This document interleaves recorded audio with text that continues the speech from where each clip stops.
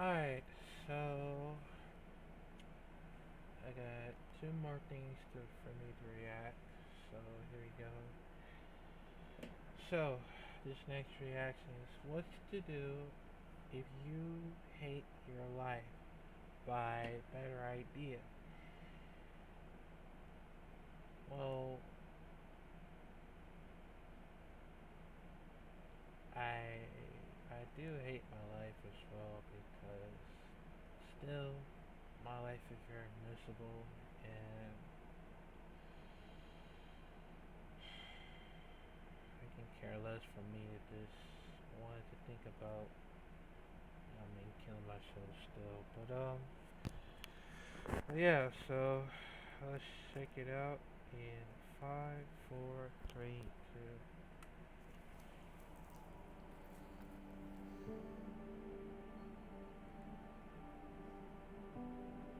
I've been thinking a lot recently about microcosms because recently in my own life, understanding what a microcosm is has really helped me live a better life day to day. And I really hope that if you're in a rough place, you'll consider what I'm about to say, and hopefully you can gain some new ideas so that you can, trend your life in a better direction.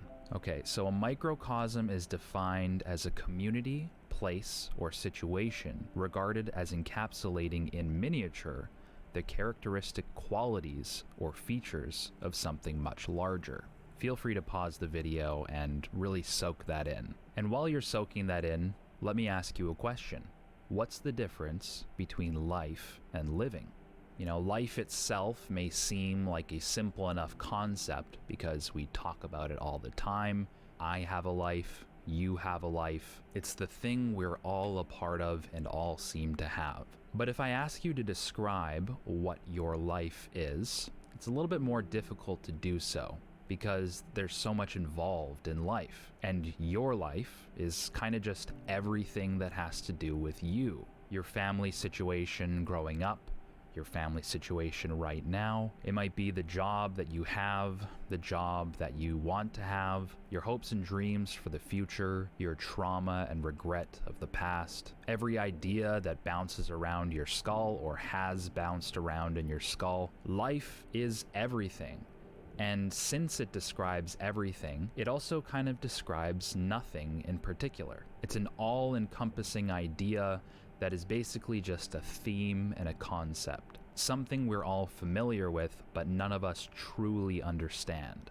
Living, on the other hand, is something that we experience, something that you're doing right now. Living is something you've always done and something you always will do. Because by definition, before you were living was before you were you. And when you stop living, you will stop being you.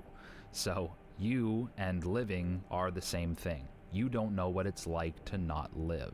In some ways, though, your life and your living are not unlike each other. They both deal with similar people, places, and things. They both have familiar faces, people you know and love or strongly dislike and want to avoid. Both have dealt and will deal with similar emotions, similar feelings, tendencies, actions, and reactions, but despite their commonalities, one remains a stranger, something we can only look at through abstraction, through memories we recall but can't see, and places we'll go but never be. Because no matter how much we think about our life, it will never make sense to us completely. It's impossible to see it all at once. It's impossible to grasp what our life is. We only see fragments and patterns and themes. And in a lot of ways, that's exactly what life is. It's a pattern of moments strung together. It's the overarching theme of decisions that we've made in days like today. So if we take a step back and we think about our entire life, and we don't like what we see, we're basically saying we don't like the pattern. We don't like the theme. If life is everything all at once and living is the day-to-day, then by definition, each day is a microcosm of life. Each day we live is a situation that encapsulates in miniature the characteristic qualities or features of our life. And when we start to realize this, we'll start to realize that life isn't really something we can interact with. We don't have access to our life.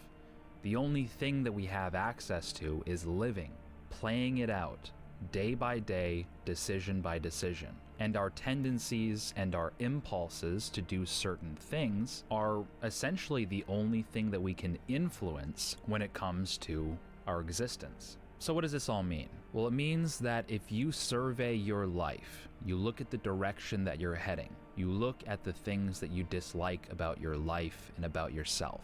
Maybe you don't like the fact that you never have the motivation to go to the gym, or you can't seem to focus at work and it leads to poor job performance, which leads to less money, which means that you can't put food on the table. Maybe you're not proud of who you are.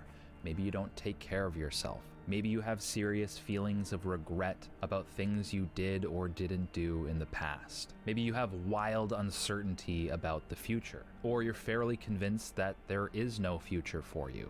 Well, these things are all life things, but you don't experience life.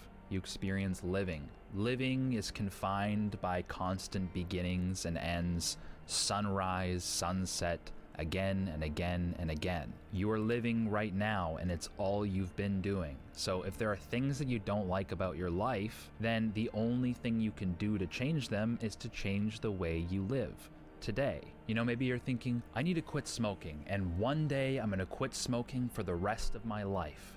And I'm gonna live the rest of my life free from this nasty habit, and I'm gonna be happy and healthy all the live long day.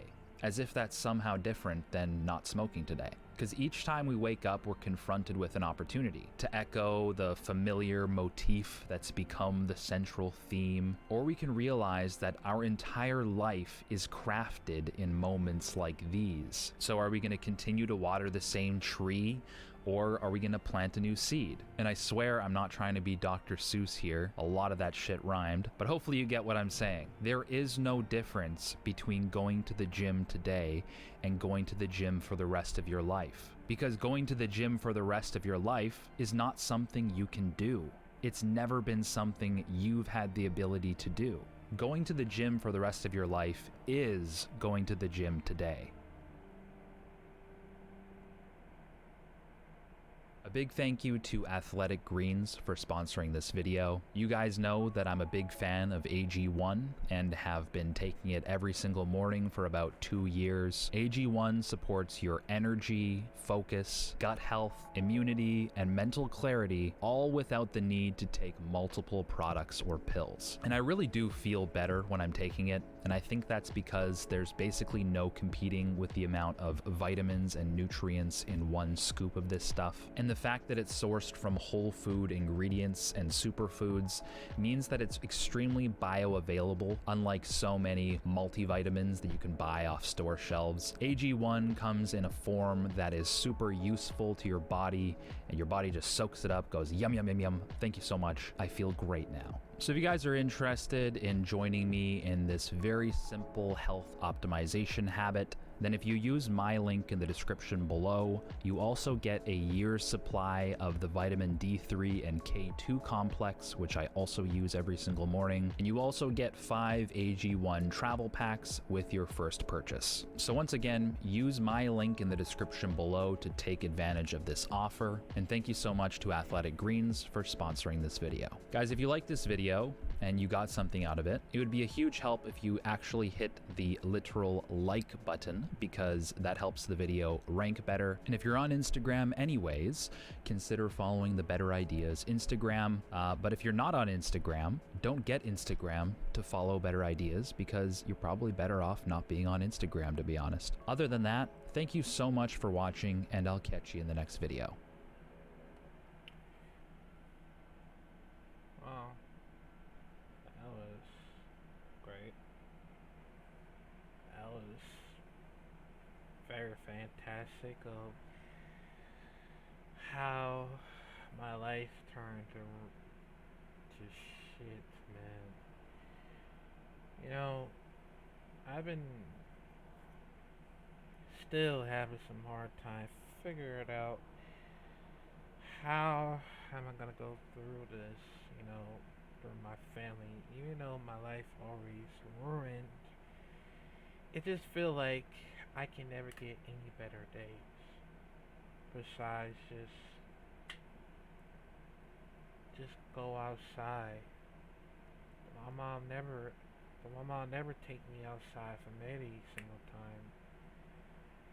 Somehow I've been stuck in here and being suffer for the rest of my life, even though I tried. But